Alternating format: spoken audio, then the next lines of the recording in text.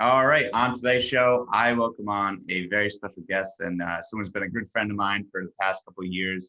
I welcome on Brian Adams. He's the director of player development, director of basketball player development for Driven Elite. Brian, how are you doing today? I'm doing pretty good, man. Thanks for having me back on. Yeah, very excited to have you back on. Just a quick background of Brian and I. Brian was on my other podcast called Court Vision and talked about Brian's background. And actually, when I had lived in Dallas for a little while, I actually linked up with Brian and seeing him do his player development down there, Driven Elite. And let me tell you, you want some footwork and you want to learn some great footwork, and they have some great players that come in and out of there, and now they're just exploding. Now it was awesome to see Brian work. So just excited to have him on the show now itself, and one of the nicest guys you'll ever meet too as well. Oh man, I appreciate it, man. That was very kind words, and I appreciate you stopping by. And I've been following your podcast, and you've taken off as well. Yeah, thank you very much. Before we talk about your, working with Driven Elite and everything that you guys have accomplished so far and where you guys are going, I want to get into your background. I want the listeners to get to know you as just a player that you were in high school and in college, and how and even at the pro level, you were just so dominant. So, you played at the Piney Woods Country Life School, and what was your time like there, and help bringing 2 state titles to that school as well too? Actually, well, we won. Yeah. We won 3 in a row. Oh, you won 3 in a row. Yeah, we won 3 in a row. To be honest with you, I was telling this story about a week ago. It got off to a rocky start because I had to adjust to going to a school where you had to live on campus. We lived in the dorms, strict academics and just strict, just everything was strict, So I had to make that adjustment. And, man, my first week of school, man, I was on academic probation, and they had this thing where if you fail a test, like you had no activities for the weekend, and you couldn't play sports and stuff like that. So I failed a test, and the thing is, they'll call your name out in the cafeteria in front of the whole school. And so when they did that, I said, man, I can't do this. I cannot be at this school, So it got off to a rocky start, but eventually I got it together. I got my academics together, and the rest is history as far as the basketball part of it. So maybe I needed that. Yeah, definitely. That sounds like a nice kick in the butt to kind of get your academics going, and as well, and able to help you focus on the basketball. I mean, you won 3 state titles. I mean, what was the first one like? And then to go back, pull the Jordan, going back to back to back as well too. The first one, it was like I was just happy to be on the team. I was a starter, but I think I was like the 3rd leading scorer on the team or 4th leading scorer.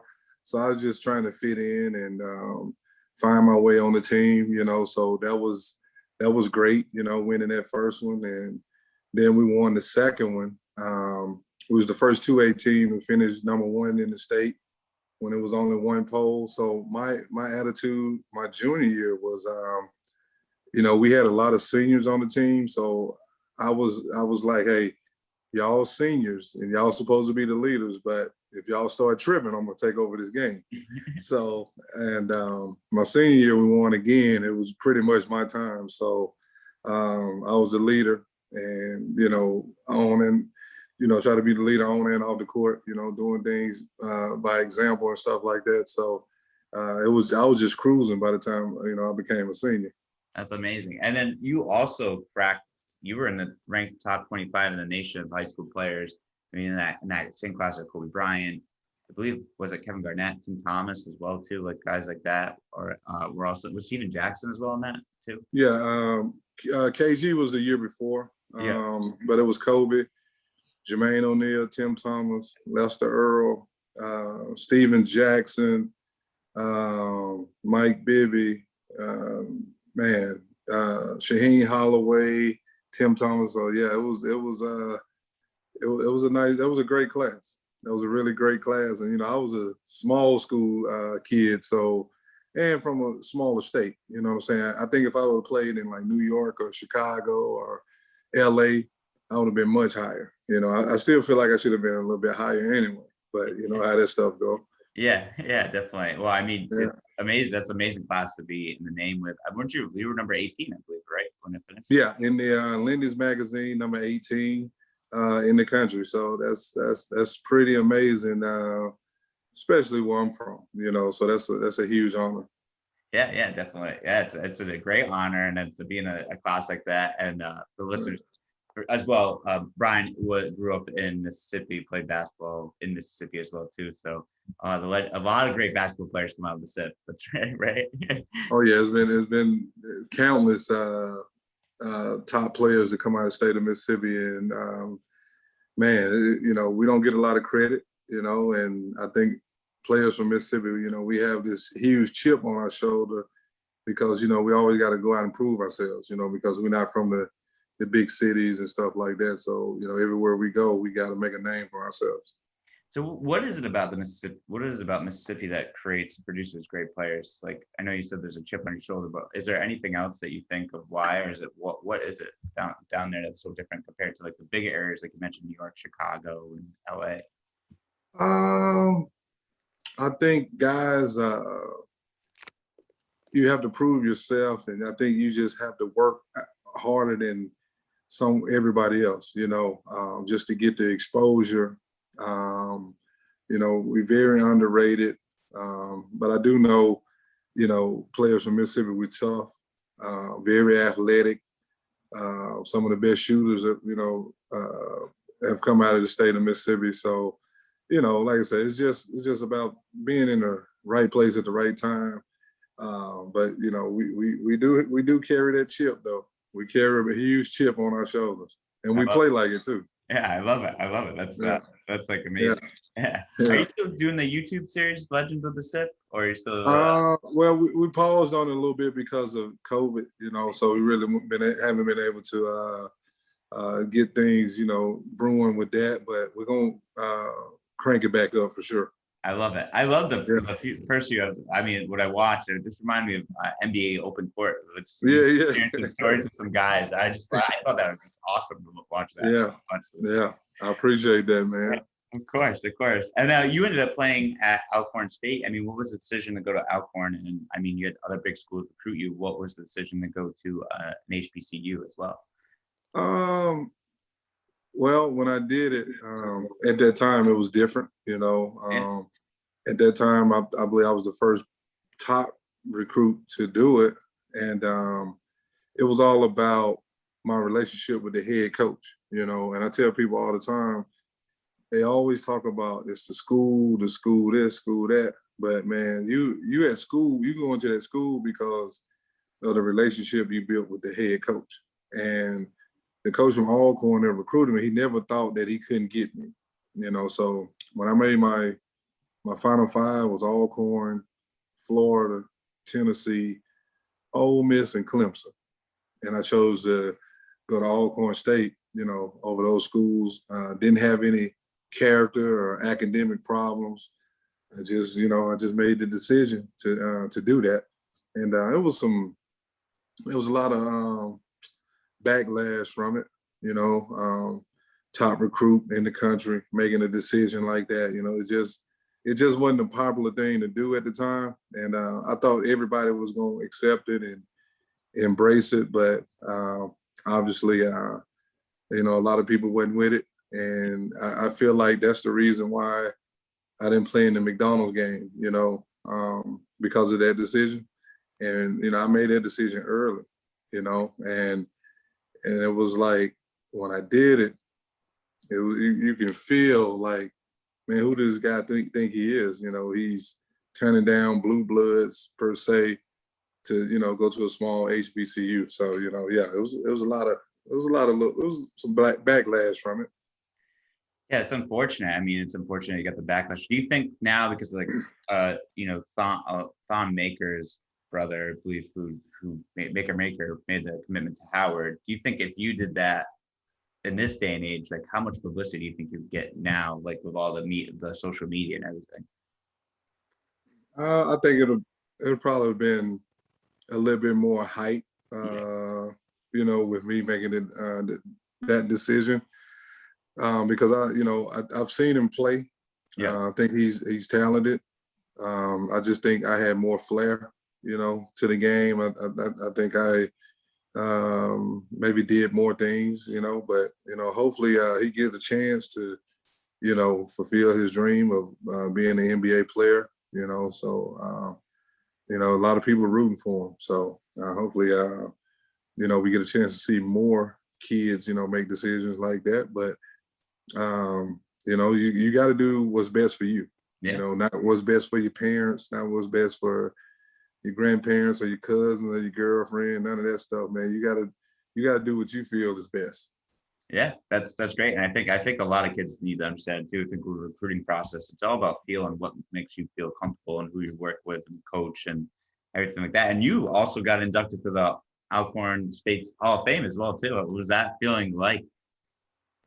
It was great because to be a part of the program that helped resurrected the program. That was the reason why I went to school, there to bring the so-called glory days back.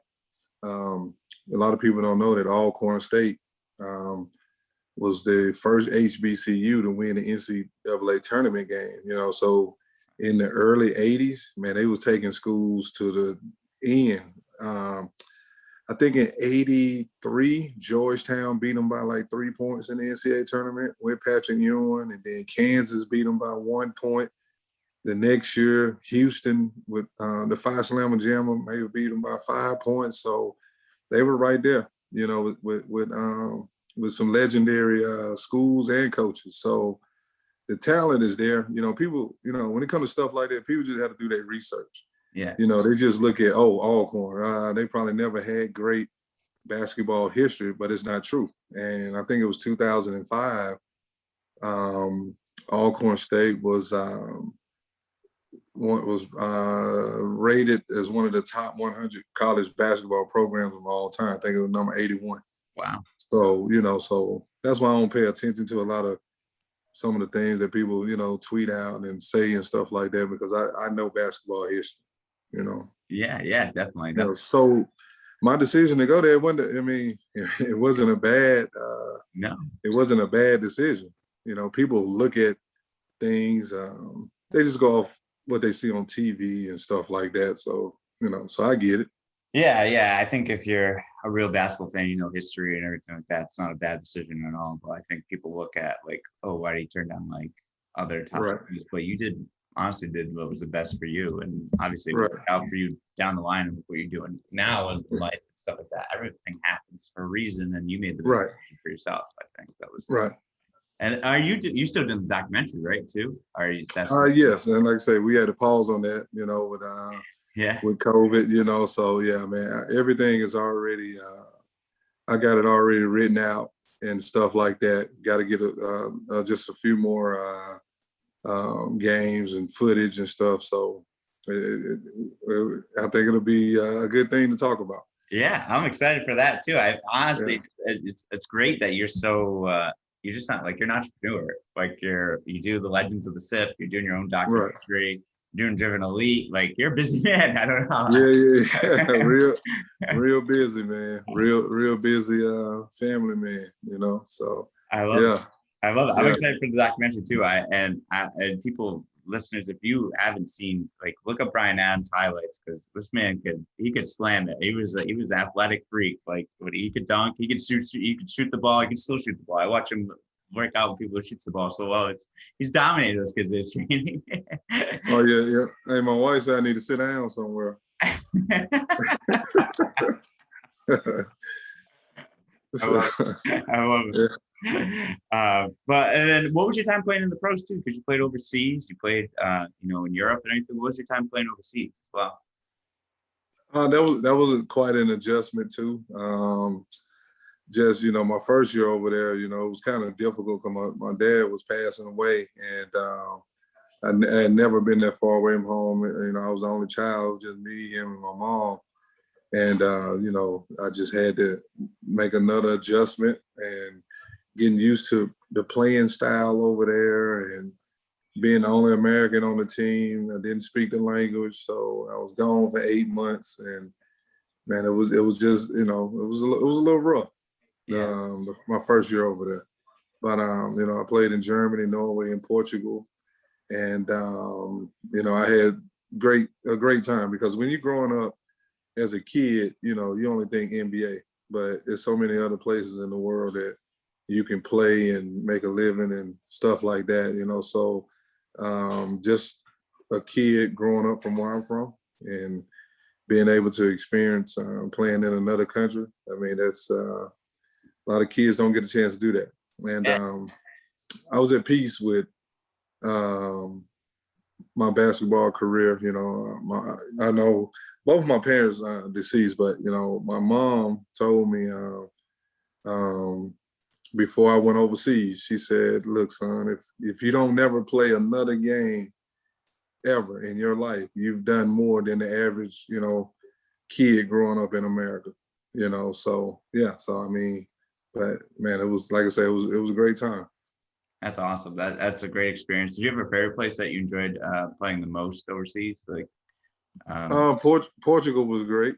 yeah, Yeah, we made it to the finals in Portugal, but unfortunately we lost.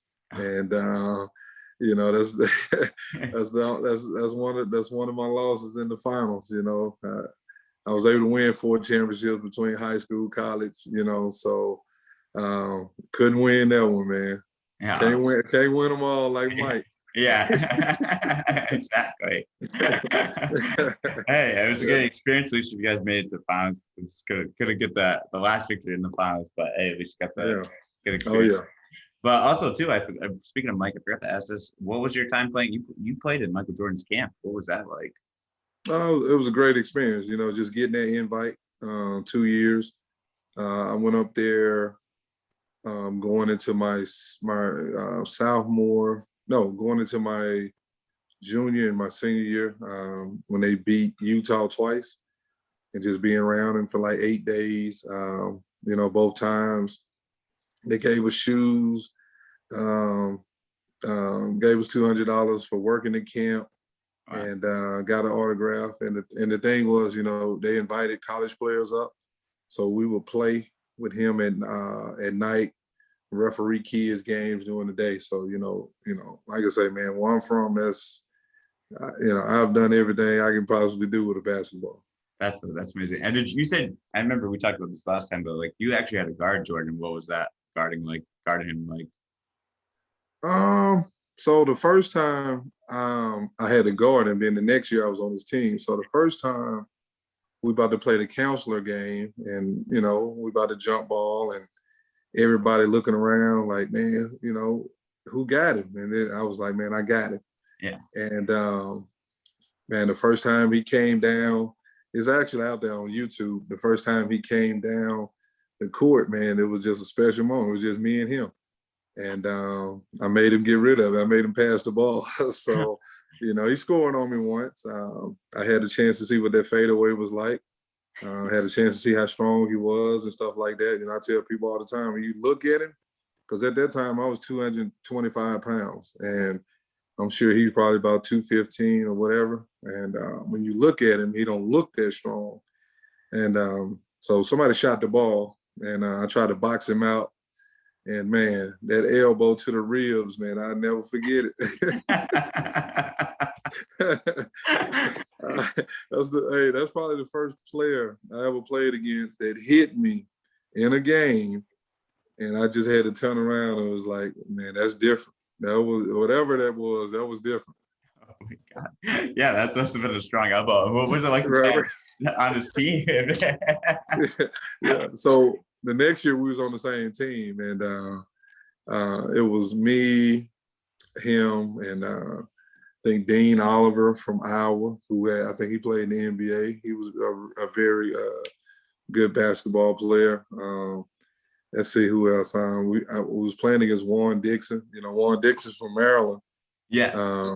He was at Jordan camp. He was going into his freshman year. We used to eat lunch together every day at Jordan camp, and I think he was guarding me during that counseling game. So I had a pretty good game. That's awesome that you got to play with him and play against him. That's so cool. And that rip story, they had to take an elbow from a rip. It's Oh yeah, that elbow was brutal. So now everything's like that's like a great like overview of your background. Obviously, people can look you up because you've done and accomplished so much in your life, and it's been awesome to hear the stories and everything. But now I want to know, how did you, and tell the listeners, I know how you got involved, but how'd you get involved with Driven Elite and with the being a director of their basketball player development? Man, Donald Driver and I, we go back 20 plus years from Alcorn State. You know, he was legendary at Alcorn State as well. Definitely legendary in Green Bay. You know, so I see him at the Milwaukee games every once in a while. And what's crazy is when he was playing, I was playing overseas, so he used to hang out with a lot of basketball players at school. So every time they would have parties and you know, get-togethers and stuff like that, man, I was always gone. So we never could link up, man. And I hadn't seen him in like 20 plus years. And a mutual friend of ours, his daughter used to play for me in the AAU program. He linked us back up, man, and the rest is history, you know. And it's like a brotherhood, you know. We feed off each other. We believe in, you know, what we both bring to the table, and he does, you know, he loves what I'm doing and things of that nature. So yeah, so you know, we've been doing some great things together with the training. You know, he does the strength and conditioning, I do the player development. So you know, it's been great, girls and guys. You know, some very elite level, high talent players who will be future pros as well. You know, that's been in our gym. Yeah. Oh yeah. You definitely, and I've witnessed it and even seen it too, as well as on your Instagram. I mean, you have guys like Tony Mitchell, who played in the NBA, Jacoby Coast, who now just is at TCU, right? And then John Knight, who is a young man that was attempting to go to the draft, and then got some great feedback, but he's going back to college now. Yeah. Jalen Tyson, who just committed, who's playing at Texas now, and then Cam Foran, who's being heavily recruited. A bunch of big name schools, Kayla Wells, Sierra Johnson, and many more. I mean, what's it like to like work with these players, and how these players, you know, how do you guys start with these players and how they like end up staying? Like, you know, obviously they end up staying, but like, what's it like to work with them? Well, I mean, some of these players, you know, some of these kids, I never met them before in my life. And then some of them I had already knew, you know, had a relationship with. And it's all about fit, you know, like, hey, you know, we know Brian is a trainer. Could he help me elevate my game? And I believe I can help elevate anybody's game, whether it's a guard, forward, center, you know, because as a basketball player, I had to play multiple positions. And I think that's what helps me when it comes to training. And, you know, just, you know, being the right fit for them, you know, and also, you know, no matter who comes in that gym, you know, they have to check their egos at the door.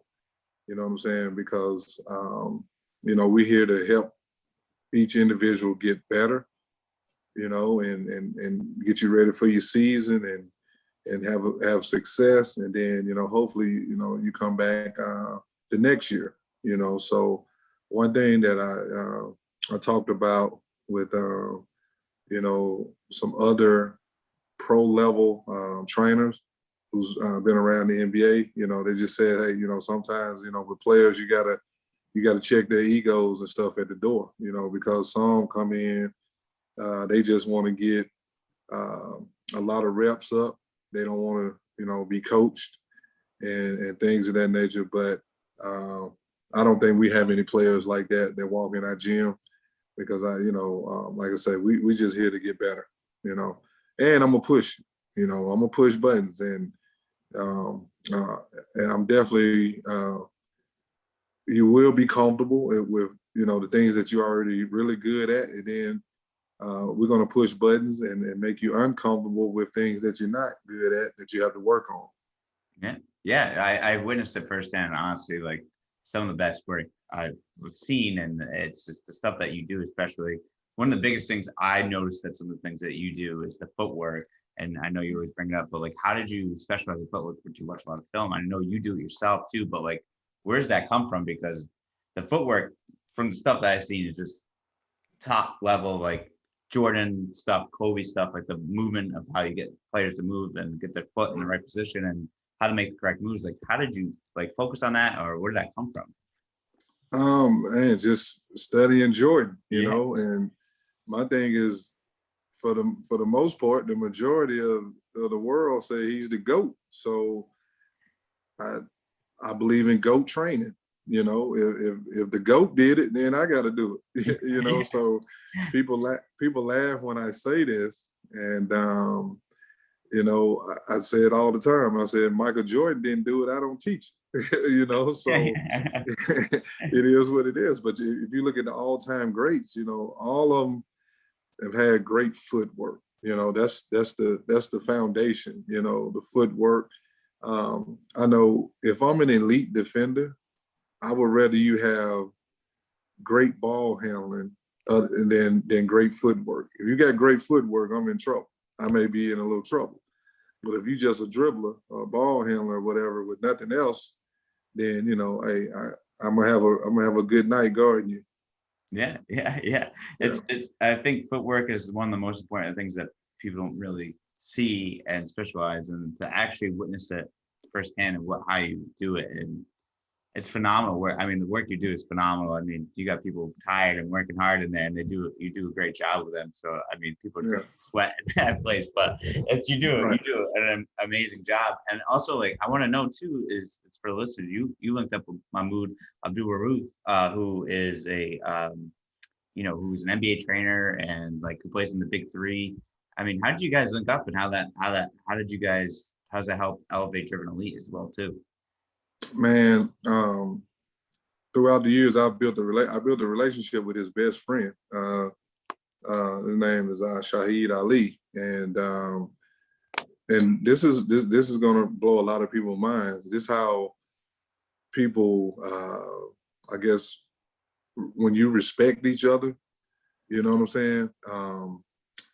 I talk to him like you may talk to your brother or someone that you love, and stuff like that. I've only met Shahid 3 times in my life, and Wow. we talk like 3 or 4 times a week. But we like brothers, you know what Yeah. I'm saying? And he sees that what I'm doing is authentic and it's from the heart. And you know what I'm saying, and I care about the kids and the players and stuff like that. So that was my connection to Mahmoud. On top of all of us, we're from Mississippi, so that bond of Mississippi players, you know what I'm saying, is tight. Yeah. It's unbreakable. You know what I'm saying, and we respect each other. Mahmoud was the first college game that I ever been to in my life, and like I said, throughout the years, we built this relationship, man. We like brothers, and some days I have to pinch myself and be like, man, that was my hero. Growing up, watching him, destroy people in college, destroy people in the NBA and stuff like that. And then now we're working together and putting camps on. We did one in Dallas a few months ago. It was unbelievable. The level of talent that we had there at the camp. There's going to be some future college stars. I think it's going to be some future pros that was there at that camp. So just being around him and Donald, that's a blessing, and we all trying to achieve one goal, and it's just caring about people and doing it the right way, and helping as many people as we can. I love it. I think it's awesome, and that's just amazing that you guys are able to link up. And like you said, I think your passion right there about the kids says it right at all. And I see you always like posting videos of the kids on your Instagram and everything. And I think that's like the coolest part. And seeing your players comment, and then even when you put up like when you're playing one-on-one, they're like, Coach still got it. Coach still Right. got it. Seeing all those comments. And I love that. So, and seeing Tony Mitchell comment on those things, Right. this cracks me up. So like, I love it. That's Right. but that's the connection that you have with them, though. That just shows Yeah. how much they really like you, and Yeah. they love watching you play and everything. They're always making those comments. So it's great to see that. Yeah. And I think the most important thing I say this is because communication is the key when it comes to training, because I'm not their everyday coach at school or in the pros and stuff like that. You know, I don't know. I'm not at every practice. I'm not at the games for the most part. So I don't know what they're going through, whether it's good, bad, or whatever the case may be. But what I do know is when they come to Driven Elite, I want them to feel like they belong, even if, you know, they do belong or whether they don't belong. I want to make them feel like, hey, you belong here, and we're gonna work hard here. And then, you know, wherever you're going, wherever your next destination is after this, you know, you're gonna keep elevating and become, you know, something special, and become great. You know, because that, you know, that communication part is really good. You know, I don't really dive into what all is going on, where they're at school or in the pros or whatever. But I just, I want to make them feel like they belong. Yeah. When it comes to working out at Driven Elite, Yeah, and you can definitely tell it's almost like a family atmosphere too. You just feel very, like, even for me coming in there when I first came in there, it was comfortable. I felt you made me feel real comfortable, and your personality is just so big, and so, like, you're just so welcoming. You're like, hey, it's like, you talk to me like we've been, like, same thing. You talk to me like we've been best friends for years. You're like, hey, what's going on, man? Like, shake my hand, and, like, right. You just make people feel welcomed, and I think that's a trait that a lot of people don't have too. So I think that's on top of just knowing the basketball knowledge and having the IQ. But I think your personality and your attitude and everything is just another thing that just adds to it that people don't have as well too. Is that welcoming feeling? You just feel so comfortable around you. Right. Yeah. I appreciate it, man. Of course. So what's the big things coming up with Driven Elite? I know you guys have done some camps in the past and programs too for girls and promoting girls basketball too as well. What's coming up for you guys going forward and stuff? I'm just continuing to get better and add more elements to the program. I got some really great people around me. Other trainers as well. They're there with me every day. They work just as hard as I do. So we just want to keep getting better and better, and make this thing worldwide, not just Texas and not just America. We want to reach as many people as we can across the world. I love it. That's great. That's amazing that you guys have that goal and that goal set. And I know, you're running some stuff out of Dallas, and we kind of talked maybe some stuff maybe down in Mississippi down the line and everything like that. So hopefully we got to get you worldwide of everything as well too. So we got to make that happen. Right. But right. It's going to happen. I mean, you guys are doing great things, and more trainers to keep linking with. I think, Driven Elite's one of the best. If you're down in Dallas area or in Texas area, definitely reach out to Brian. And if you want to get some hard work in and some basketball work in, reach out to Brian. I appreciate it, man. Of course. Well, Brian, I got just a couple more fun. I just wanted to ask some fun questions too, just outside of basketball. All right, cool. What do you think about your Raiders? Tell me about your Oakland Raiders. What is it? Is it going to make the turn this year? What's going to happen? We're gonna make a turn, man. I tell people all the time, you cannot have a sorry team in Las Vegas, and the house always wins.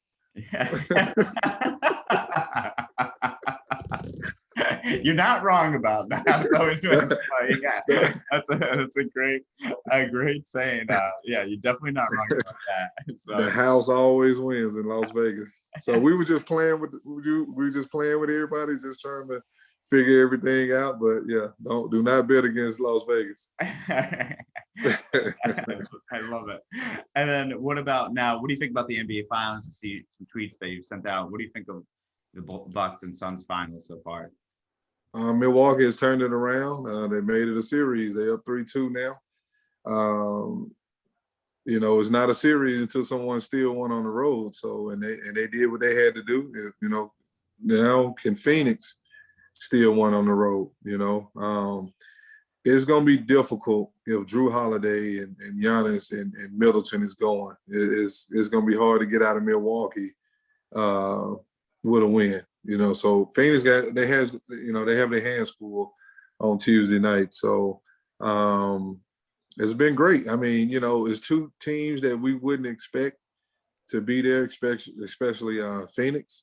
But Milwaukee, you pretty much thought, hey, maybe they can get over the hump and get to the finals, but it's not your normal Lakers, Celtics, or Cleveland, Golden State, type series. But it's been great though. This has been a great series, chess match, going back and forth. So yeah, I mean, we guys from Phoenix got to step up. They've been playing pretty good, but now your back is against the wall in another team's arena. So we'll see. Yeah, it's gonna be interesting finals. I'm surprised. I thought it was gonna be home and home kind of series until something happened. But Milwaukee, Right. like Middleton and Holiday woke up in Milwaukee and have carried it over down to Phoenix in the last couple of games, and they're just playing good ball. But like I said, it's cool to see two different teams that we usually don't see in the finals, the Bucks and the Suns. We never a couple small market teams that we would never usually see. We're too used to. We've seen LeBron in the finals way too many times. So glad we got a different matchup here. Right. Yeah. Exactly. It's nice. Exactly. We'll see what happens. And then my final question to you is, what's your favorite thing to just do outside of basketball and driven elite stuff? What do you like to do for fun that you like to enjoy the most? Spend time with my family and sleep. Yeah. You work hard, man. You're one of the hardest working people I know. Hey man, gotta catch up on a lot of sleep, man, and read. I done bought like 10 books this year. Oh wow. But I didn't know about the auto the thing Amazon has that'll read the book for you. Oh, the audiobooks? So you're switching over to audiobooks now? So I gotta get a membership and just listen to the book and go from there. Yeah. Exactly. So yeah, but that's pretty much it, man. I'm boring, I don't really do a lot of, running around and stuff no more. So just gotta chill. Yeah. That's good. Yeah. Well, those audiobooks might help you sleep, so you can definitely buy. Right. Yeah. Right. Yeah, I bought like 10 books this year. Yeah. That's awesome. That's great. Is there one that you're really looking forward to reading? Or? I'm reading this book. I'm reading John Thompson's book I just started. The Three Ring Circus with Phil Jackson and the Lakers. Oh wow. I have a Tim Grover book. I have a book on from the prep to the pros, the high school players, when they being able to go from high school to the pros.